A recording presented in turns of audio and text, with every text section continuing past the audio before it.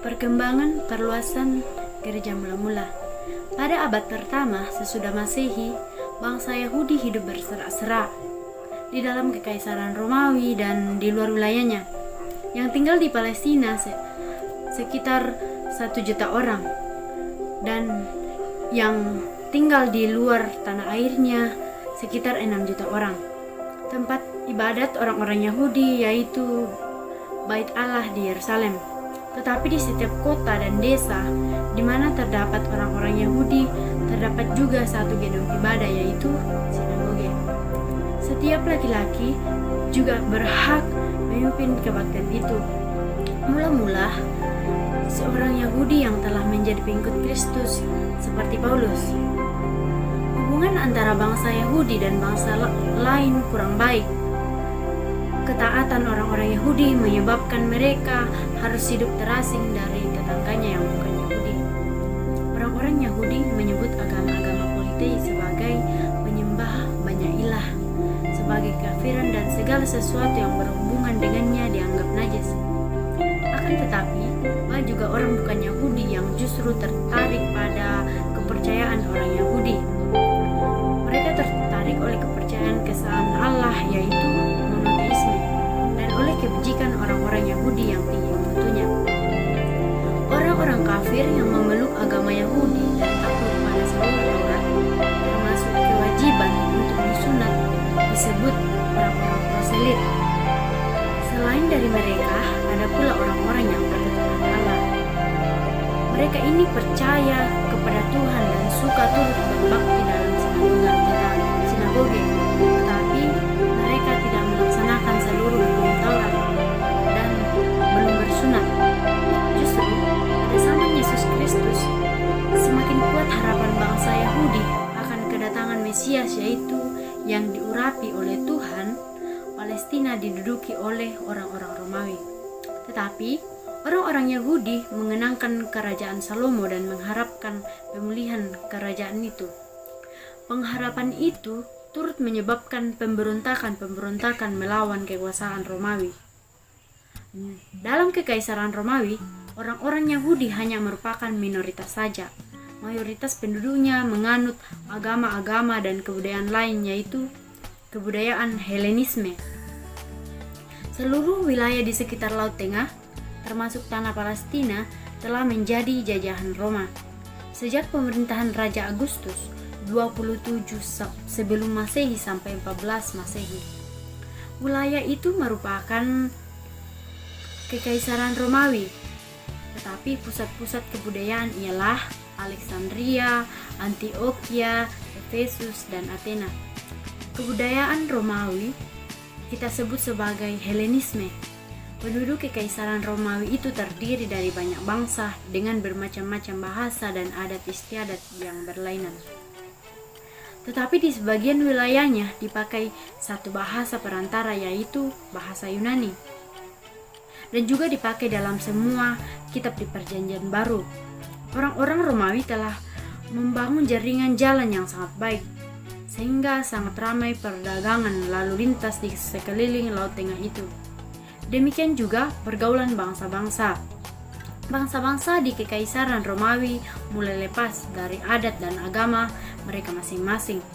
Orang-orang menjadi gelisah, merasa terasing dalam dunia kekaisaran yang terlalu luas itu. Dengan demikian, mereka mulai mencari sesuatu yang akan memberi mereka pegangan dan harapan yang baru. Jemaat Kristen pertama terdiri dari orang-orang Yahudi. Orang-orang Yahudi Kristen itu tetap mengunjungi Bait Allah dan sinagoge dan menaati hukum Taurat dengan setia. Dapat kita lihat dalam Kisah Para Rasul 2 ayat yang ke-46. Sama seperti orang-orang Yahudi lainnya, mereka memantapkan pergaulan dengan orang-orang kafir karena mereka ini tidak menaati Taurat dan dengan demikian adalah najis. Akan tetapi, penghambatan yang datang sesudah kematian Stefanus membuat mereka lari dari Yerusalem. Mereka melarikan diri ke daerah-daerah orang Samaria dan orang kafir, dan di mana-mana pemberitaan Injil diterima oleh penduduk daerah itu. Orang-orang Kristen Yahudi pada saat itu menaati hukum Taurat juga karena mereka tidak mau memutuskan hubungan dengan orang-orang Yahudi lainnya. Pauluslah yang betul-betul memahami bahwa tidak perlu lagi orang-orang Kristen itu mengikuti perintah Taurat Musa, sebab orang percaya telah bersatu dengan Kristus dalam Galatia 5 ayat 6, yaitu dengan kematian dan kebangkitannya.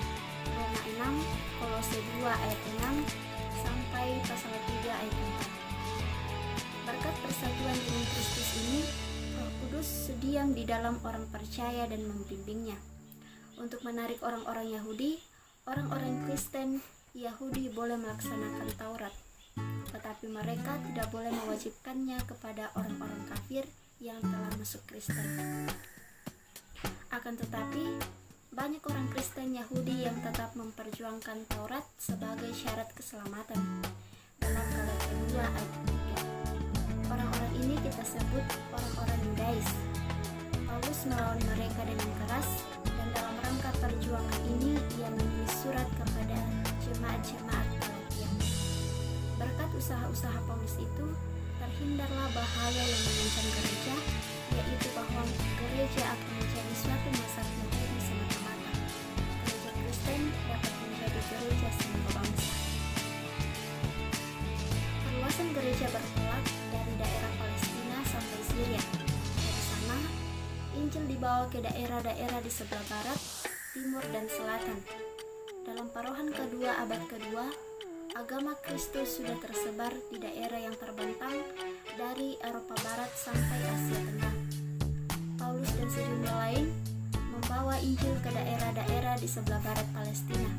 Pada masa pertama, salah satu pusat pekabaran Injil yang utama ialah kota Antioquia. Di sini, untuk pertama kali muncul jemaat yang terdiri atas orang-orang bukan Yahudi. Dapat kita lihat dalam Kisah Para Rasul pasal 11 ayat yang ke-20. Jemaat ini dipakai Tuhan sebagai alat untuk membawa Injil ke daerah-daerah yang lebih jauh. Dalam abad-abad pertama, jemaat-jemaat Kristen terutama terdapat di kota-kota karena penyebaran Injil mengikuti lalu lintas di jalan-jalan raya. Orang Yahudi menghadapi rintangan berupa tapal batas antara Kekaisaran Romawi dan Kerajaan Partia. Kedua negara ini saling berperang, dan pula bahasa Yunani jarang dipakai di dunia, dan kebudayaan Hellenisme tidak berlaku di sana. Berbeda dengan itu, penginjilan di timur tidak diselenggarakan orang-orang Kristen yang berbahasa Yunani, melainkan oleh orang-orang Yahudi Kristen dari Syria dan Palestina ialah Edessa. Selama abad kedua, kota ini merupakan negara merdeka yang kecil yang menjadi penyangga antara Roma dan Partia. Pada tahun 179, Raja Edessa masuk Kristen, sehingga Edessa merupakan negara Kristen yang pertama. Salah seorang yang mengabarkan Injil di sebelah timur Edessa adalah Adai. Pada tahun 104, Adai menabiskan uskup Kristen yang pertama di kota Arbil, atau Mesopotamia Utara. Dari situ, Injil menyebar ke arah timur dan tenggara. Agama Kristen juga tersebar ke arah selatan, dari pelabuhan-pelabuhan di Mesir Timur, di pantai Laut Merah. Injil dibawa lebih jauh melalui jalur perdagangan antara Kekaisaran Romawi dan India. Sekitar tahun 180 Masehi, agama Kristen sudah tersebar ke daerah yang membentang dari Galilea atau Prancis di barat sampai Arabia Selatan dan Persia di timur. Orang-orang Kristen paling banyak terdapat di Mesopotamia Utara, Syria, Asia Kecil, dan di Afrika Utara. Ada 4 cara mengungkapkan iman dalam abad kedua. Pertama, didake atau pengajaran. Dalam kitab Didake terdapat hal yang menonjol. Agama Yahudi dan kebiasaan-kebiasaan orang Yahudi ditolak dengan keras. Sedangkan corak pemikiran yang merupakan inti agama Yahudi itu dipertahankan. Yang kedua, surat-surat Ignatius. Ignatius meneruskan segi dari pemikiran yang terdapat dalam tulisan Paulus dan Yohanes. Ia menekankan bahwa keselamatan itu adalah kehidupan yang dipentingkan dalam karya Kristus adalah kebangkitan. Ketiga, Justinus Martir. Justinus Martir adalah seorang filsuf yang termasuk aliran Platonisme.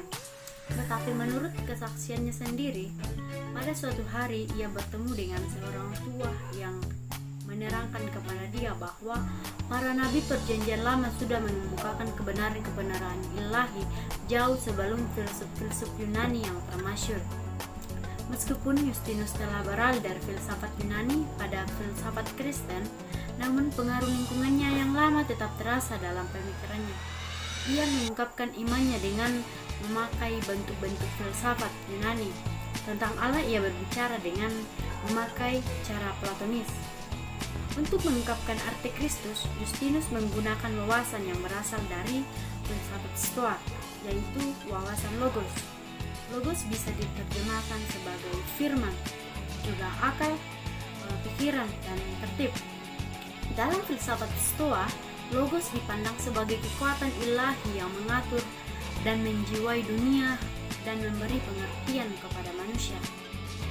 Justinus Martir boleh disebut sebagai teolog pertama, berarti sebagai orang Kristen pertama yang berusaha untuk menguraikan iman Kristen secara ilmiah.